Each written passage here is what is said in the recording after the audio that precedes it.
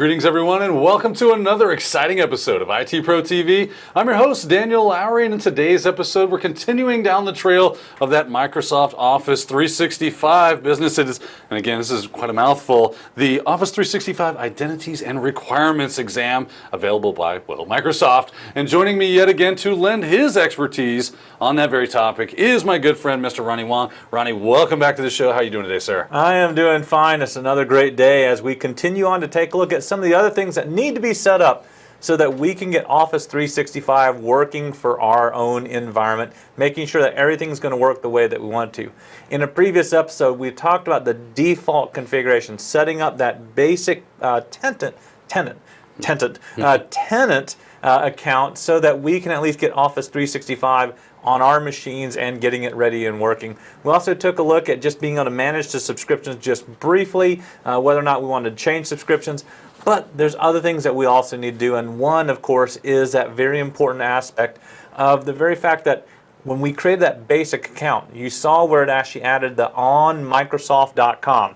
So even though I might have put in the name of my domain, which I did, IT Pro TV Demo, it actually added that on. It appended it on there, and that's because by default, right, Microsoft says, no, you're actually going to become a tenant of onmicrosoft.com, so it added that in there. And the problem that we have there is fairly simple, is that normally inside of my business, I don't want that to actually be the name that I'm going to use. Well, with my business, even when I'm working with Office 365, I want it to be my domain and not necessarily on Microsoft appended at the end.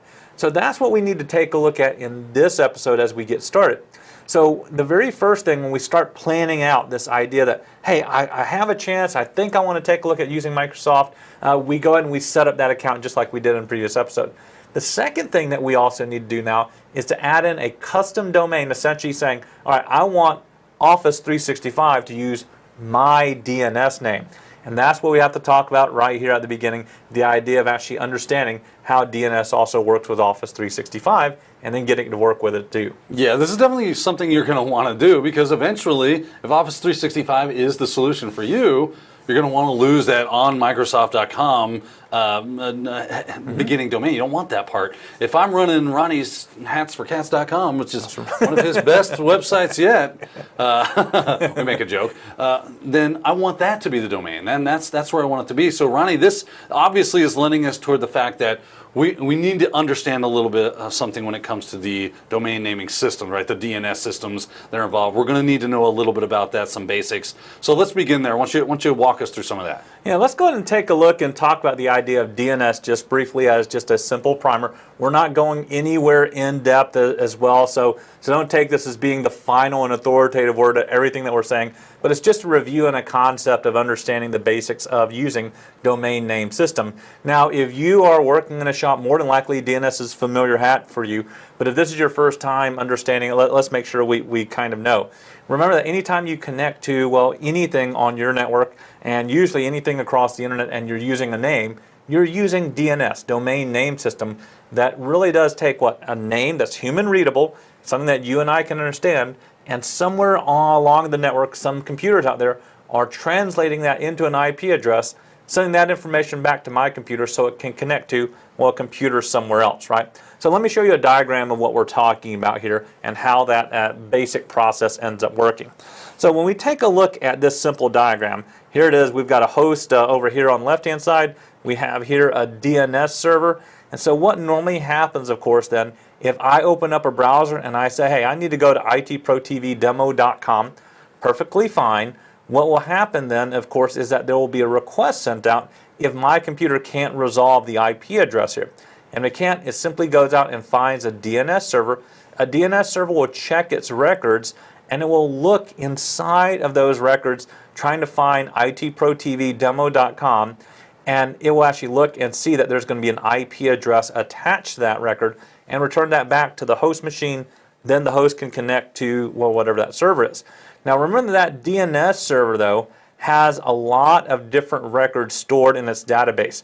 In DNS terms, we call that database a zone. So there are what we call A records there, or address records, right? This is actually probably the most important type of record that we have on hand, usually in that server, which is going to keep that name that we talked about and link it to that actual IP address that we have. Perfectly fine, and that's what we also want to know. So that's usually the first record that we tend to have to look up. There's also what we call a CNAME record, which is a canonical record, and this is actually something that points to another host name record as well. Sometimes you hear the idea of an alias record too, where you wanted two different names essentially attached to that one IP address. So the way that ends up working is that you can attach something like ftp.itprodemo.com, and you can actually have it point to FTP2 if you wanted to, and then that will actually link up to that A record that goes to whatever server that we want. If you're going to be using email, you're going to have an MX record to point to your email servers, and this is very important, right? The very fact is that those servers have to know where what particular host is actually going to respond to emails. Name servers pointing to the authoritative server for doing DNS for a delegated domain. So if there's another domain out there for another domain, we want to make sure that we can point to that. We essentially don't resolve it. We say, go and ask that server. Well, that's what DNS record does.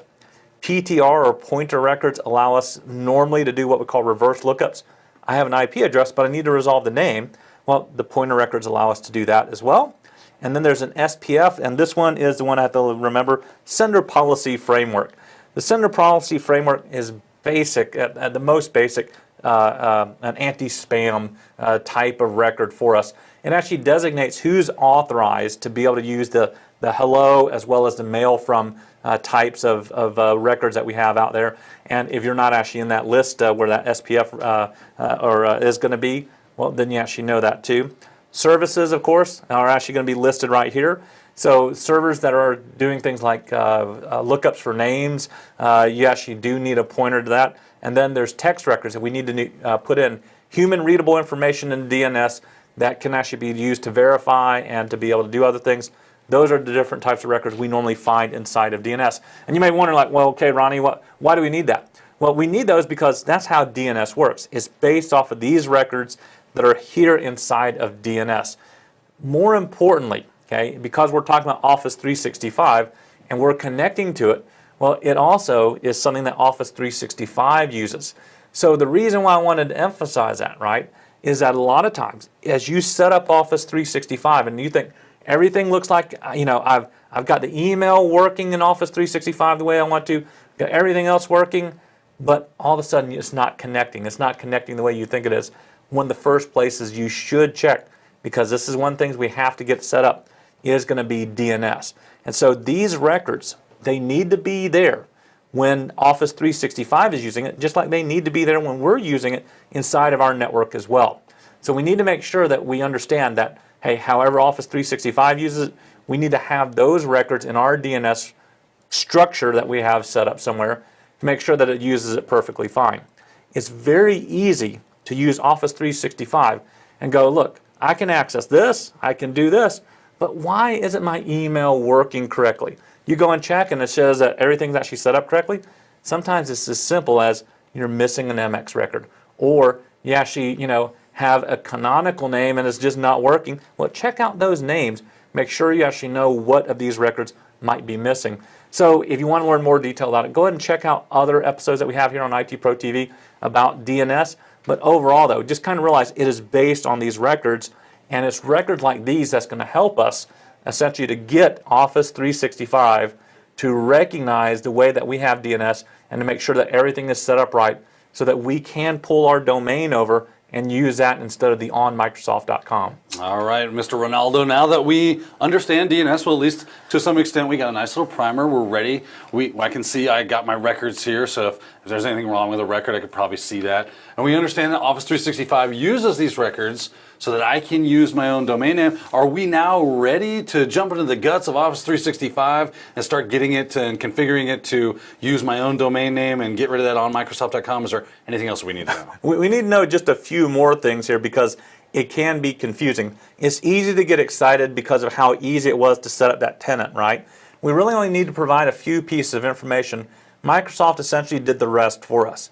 Going in and exploring the new, ways that we have to do things, again, that might be a little bit challenging, but learning something new is always exciting as well.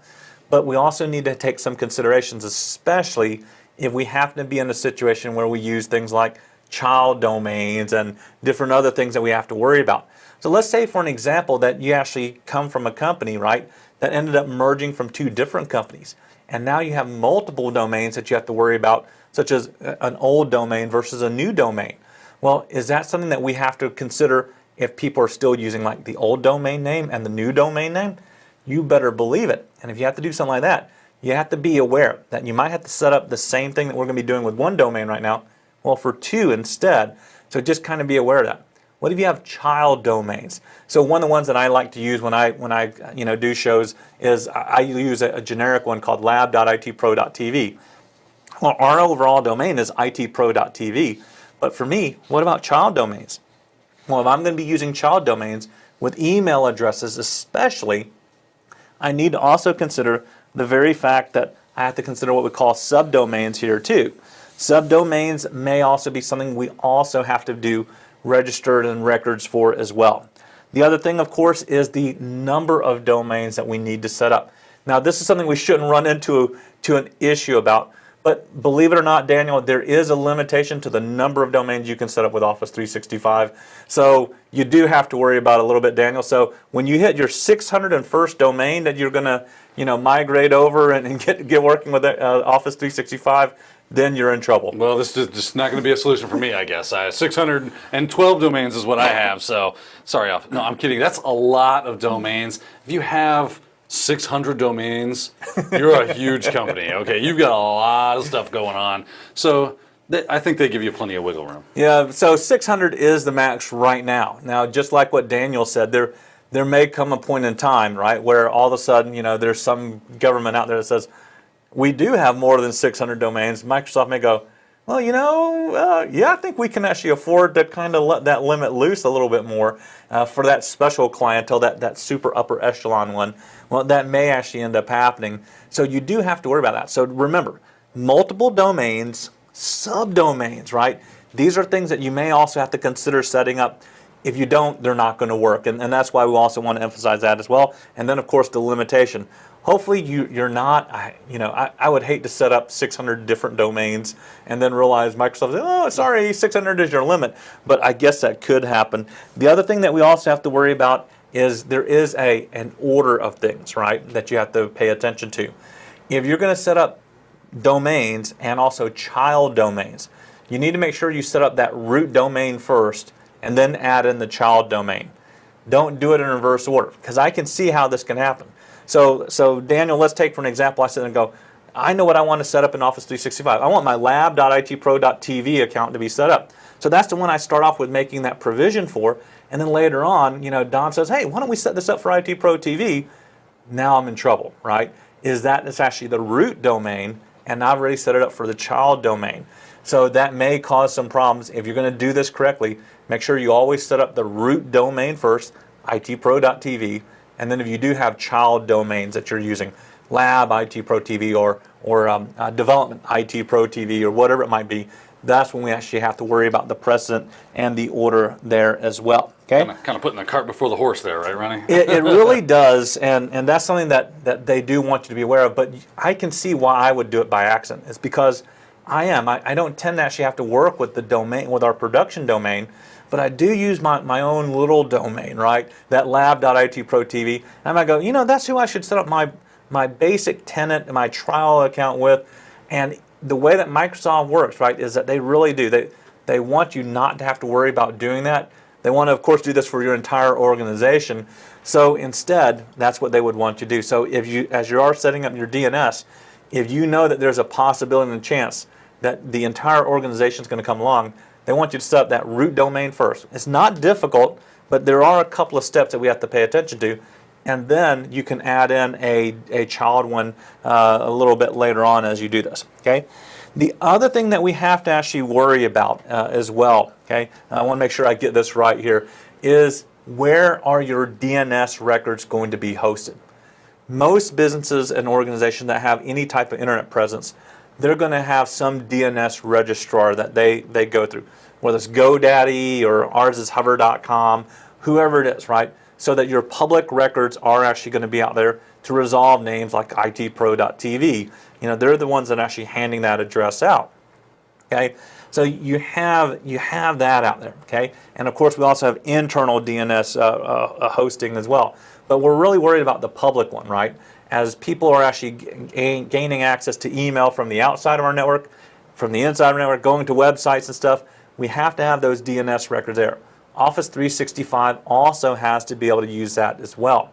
So in two instances here, if you are actually using kind of the small business plan, right, the small business one, well, Office 365 says, look, don't if you're not actually hosting a website and doing all that stuff, don't worry about actually setting up your own or needing to actually go to a DNS provider and doing what you need to create that DNS hosting for you. Instead, you can use Office 365. If it's a very small business, they'll host it for you and you don't have to worry about it. But if you're hosting your own website and you've already got your own DNS hosting provider, well, you're going to actually host the records for Office 365. So this is where it actually is incumbent upon us, right, as we're setting this up, to figure out what context that we're in, okay? So if I know that I'm probably going to be using like the mid-size business account or the E3 account and above, right? That means I need to take the Office 365 DNS records that they tell me to and put them on my DNS server where I'm going to host them. If I'm using the small business one, right, Office 365 says, let me handle it. Let them go ahead and do so, and that way you don't have to worry about it. So you want a clear line and delineation of that in your mind when you actually set this up, and not only for that, but there is a chance that you may also see an exam question or two on something like this because it's very easy to get confused, right? So the way that Microsoft does it is based on the account type, right? Small business, lower, let Office 365 handle your DNS and essentially own those records. The mid-sized business and going up that point, the enterprise levels, you tend to actually have your DNS registrar and you're going to host Office 365 records on that. So know that. I don't know how else I can emphasize that anymore, but that is actually a very clear delineation that we want to make sure that we do push there too. Now, the problem with doing that as well is that DNS hosting providers, depending on the DNS hosting provider, some of them, of course, will give you a lot of access. Some of them may not give you any access. And this is something you also have to worry about too. A lot of times, just getting it working, okay, is fine if you have access to the DNS console, okay? So if you go to GoDaddy, if you go to Hover, if you go to whatever that's out there, a lot of times those things, they will normally go ahead and give you access that you can add your own records in manually if you need to. And that's what you want to be able to do. But what if you happen to have, some not one of those real prominent DNS hosting ones that when you go there and it says, oh, for you to be able to manipulate these records, you must submit a form. Well, you need to submit a form then and get those records on there. Normally what is the best recommendation, right, especially at this level if you're going to be doing this, you might have to change them frequently, is that you actually switch maybe a hosting provider. Now, if your company is locked into this one, you just submit it the way that hosting provider says for you to submit those changes that you need, and then that's going to add in a little bit more time, but they should be able to confirm that for you and get those things changed over when you need to. So either submit the letter or you might have to change whatever your hosting provider is. It's something that we should be willing to do, okay? So unlike, I hate to say it, unlike in the days when I first kind of started and then, and heck, even my dad's day, you kind of had this loyalty to the service here because of the people. Well, you and I don't know these companies, and so the idea of needing to be super loyal to one particular name brand, as far as something like that goes, maybe not so much so because it's fairly easy for you to change that, go to another one, probably within a day you're up and running and you're good. So I would consider changing if they don't give you access or they tell you can't change to make Office 365 work. Well, that's a pretty big kind of game breaker if your entire company is saying, we want to go to Office 365, and that means that all of your changes are bottlenecking where at the DNS provider saying, yeah, we'll make those changes, but we only make them on a monthly basis or a weekly basis. And you're like, wait a minute, no, I need it today. And they can't make that change for you. Hopefully you won't run into that. But it is possible, so just kind of be aware that you may want to be able to do that. The other thing, of course, is what if you really don't care? Well, don't register at all. Okay, leave the defaults. you can still use email. It won't actually get attached to your own domain's email. You actually have a separate email account. That will work perfectly fine too. And so when you do something like that, it'll work as well, and you don't have to worry. Now, I believe in our chat room we actually have a question here that talks about the priority for the email servers. You don't have to worry about that. The way that Office 365 works, once you actually put that in there, right, you just decide on whether you're going to use your on-premise mail provider or you're going to use Office 365, and that comes into that point. It depends on which one you want to use, which one you assign I think the lower priority, if I remember. So that's the one that always gets me, is I can't remember what the actual priority, if the lower one's actually the one that has the priority or is it the higher one. All those numbers always confuse me. But yes, it just depends on where you want to actually set that one up too. So just kind of be aware that you'll be able to make that decision. If you have on-premise email servers, you set that MX record up to actually do that priority instead. If you want to actually use Microsoft's, on Office 365, set the MS record for Office 365, give it the priority that will actually override the one that's on premise. You'll be off and ready to go. So yeah, those are records that can also be done there. But I was talking about the not registering. So if you don't really care, don't register. That may be a consideration, right? That you don't want anybody switching over right now, but you still want it done at some point. And you may go, I'm just going to hold off on doing all this until I feel comfortable, and then we'll switch everybody over at one time. Perfectly fine, you can do that too. One other thing that I want to make sure, or a couple of other things as well, not changing any records and not registering, same idea, right? If you're not going to actually register anything in the public, don't worry about it. If you're not changing anything on Microsoft, it will work just fine as well, but it won't connect in. And then lastly, you got to worry about timing, right? DNS service providers are different. So in theory, a lot of times we make changes on the public side. We know it can take up to 40 hours. Sometimes it can take up to 72 hours. Sometimes it doesn't take that long at all. And you can try and manipulate that a little bit by changing the TTL times on those records. So normally if you set it to an hour, that may rush things a bit, but it may cause more traffic than you'd really want as well. So you got to be careful on setting stuff like that too. But just kind of realize you can actually do that. But it may take a bit of time before everything kind of switches over. So normally you don't want to do that during the business day if you can, but a lot of times you got to realize that if you're doing this on production networks, you need to make sure that everybody understands that you may have some issues, especially if you're going to be transitioning over, that they may kind of get a little bit wacky there until everything kind of evens out after those 72 hours. So all those records that we talked about, right, that we're talking about, and all the ways that we have to be able to do it, we've got to make considerations, especially if we're moving a production network over. Now, Ronnie, when we're talking about hosting DNS, right, we've got Office 365 over here, maybe we've got our DNS being hosted over there. It's been my experience when you start trying to put the chocolate into the peanut butter, there can sometimes be issues with that process. Is there any pitfalls or issues that we need to look out for when it comes to integrating Office 365 with a hosted DNS? Well, yes, okay. The biggest and the foremost issue are fat fingers. I mean, that's, I hate to say it, and Daniel, you know my typing ability. It is insane. It's heralded far and wide as amazingly bad. It is. And so typos are amazingly bad, and you're going to see, like, we're going to create records that actually prove that we own a DNS name, okay, is what we're going to do in the next few minutes here, that proves that we own the DNS name here, but it does require a lot of number typing, so I've got to be very careful when I do this. So we'll end up seeing that. But typos are usually kind of the biggest one that we really have to worry about. Replication delays, again, are also the other one, is not giving enough time. In other words, my impatience. And being on a show like what we're doing, it tends to get to me more than it probably should. I just need to kind of let it sit out there and let it take its time and do its thing here. But sometimes it does take a little bit of time before everything actually does match right on in. But usually those are kind of the two big issues that we tend to see when we do this. Okay, so that's what we have to do. Okay, and so that's where we are going to pick up, is we're going to show you now how do we take those initial steps. Because I do have my own hosted DNS, like what Daniel was mentioning, the very fact is I want to now take my Office 365 account that I just recently made, and I want to begin to actually make that integration happen so I can use the itprotv.demo.com domain instead of the on Microsoft domain to get started.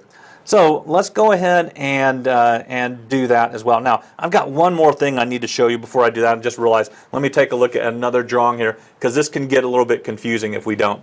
So this is a setup that is what's called a split brain DNS, and most organizations are doing this. If you have a hosted provider out there on the internet that's handling your external DNS, you have your own internal DNS servers inside, this is what actually tends to happen for us to resolve a name, right? So what do we want? Inside my network, I want to use private IP addresses. Makes sense. But how do people on the outside network get connected into, well, things like that, such as a web server? Well, so I have a web server down here at the bottom, and I have two IP addresses attached to them. Well, which IP address goes where? What I want is the ability that when somebody types in www.itprotvdemo.com from internally on my network, I want it to resolve to 172.16.12.200. Makes sense. But if you're outside of the network, over here on the right-hand side, and somebody goes ahead and types this in as well, well, I want that DNS provider to actually resolve to, well, this public IP address that I set up instead for that public provider, okay? So not so much that it's really about one machine, right? It's about making sure that if they're on one side network, they get one address. If they're on the other side network, they get a different address, okay? If you're going to set this up so that Office 365 works in this situation, you're going to need to create those records on both the internal server as well as where? On the external records too.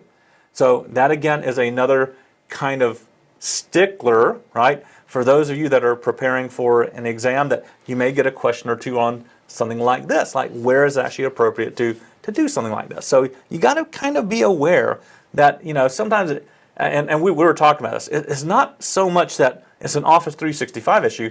This is just an issue that the way that DNS records work. But if I want Office 365 to work so that when people connect in from the outside, Daniel's checking his email because he's out in Tennessee.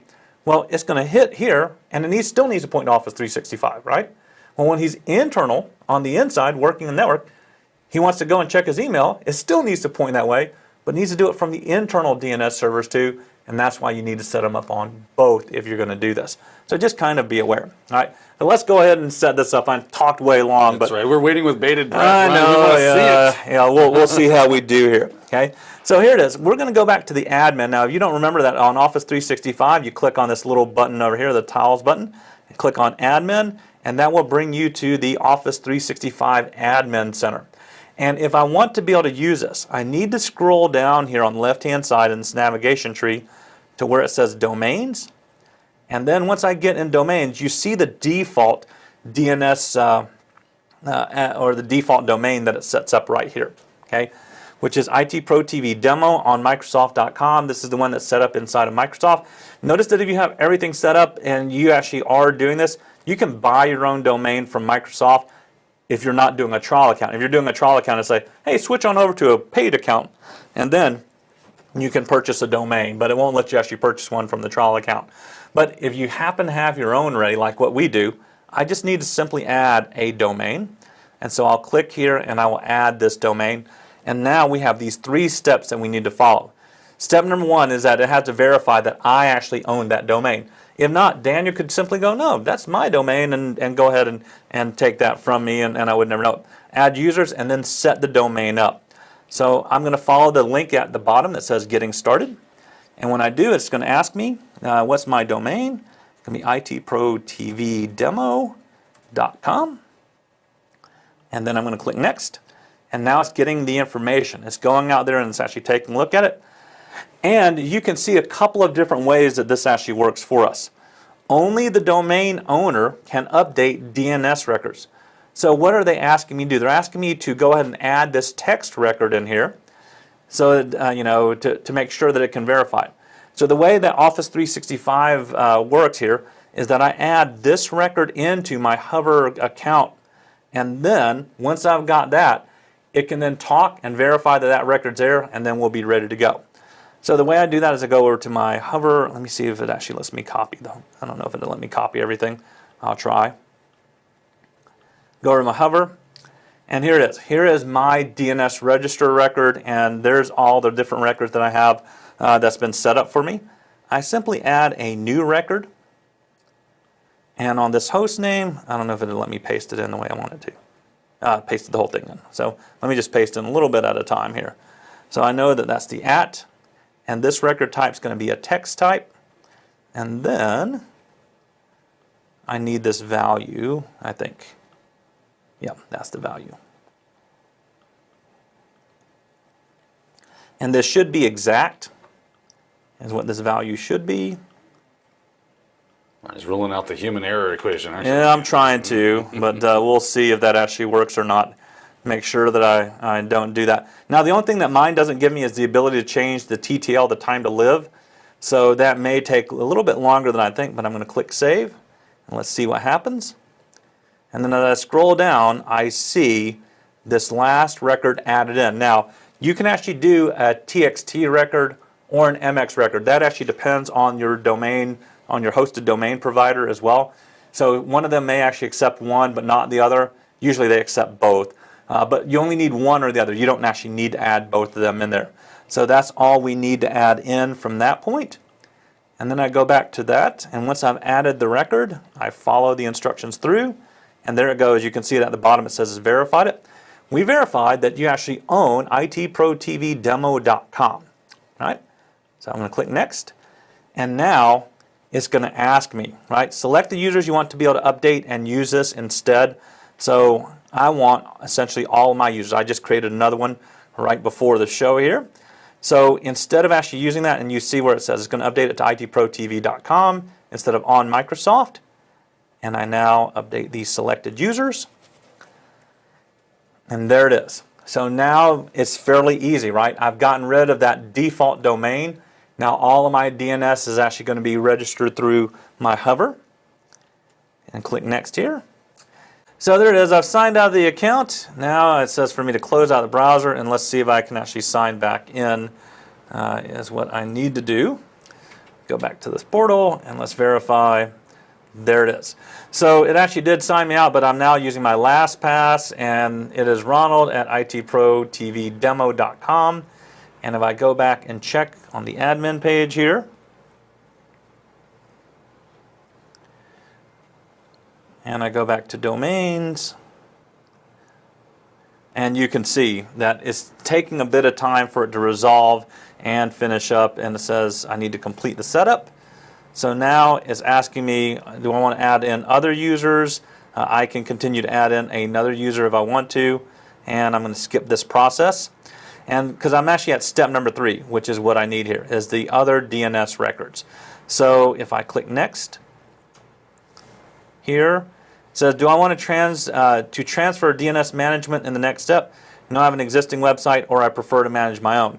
This is where we actually make that decision based on whether we're using that small business account or whether you're using the mid-size or the enterprise account as well. Okay, so I'm going to leave it as is for right now because I'm using the Enterprise 3. And then I'm going to click Next. And it says here, this is what we also have to do. This is where we also decide on what we call the domain purpose. Now, what is this about? Well, remember that because this is about DNS, the very fact is if I choose less of these options, it's going to create less records for me. Okay, and those records will also just have to be added back into Hover is what will have to happen here. If I choose more, well, then it will actually create more records for me. So can I come back and change this later on? Yes, you can come back in and change this later on. If you go, look, I really only want to do it for the email, calendar, and contacts, but not for Skype for Business or instant messaging, well, then you don't have to worry about it. But I can select all of them for right now. And it actually has this. And there's even the idea of SharePoint Online. So they're actually saying that's actually going to be a special process instead. So we are going to click Next here. And in a moment, you'll see, here are the other records it really wants me then to go back in and add in. There's the MX records that it wants me to add in. And here are the CNAME records, the canonical names that are pointing to, well, these other host name records that are out there. And here's another one for that SPF value that we talked about.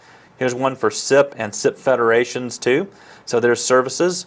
And so once you actually add all those records back in, your account is going to take a few more moments or even a little bit of time, up to 72 hours, add everything back in, and from that point you can verify and everything will actually be done and ready for you to use all those extra services, right?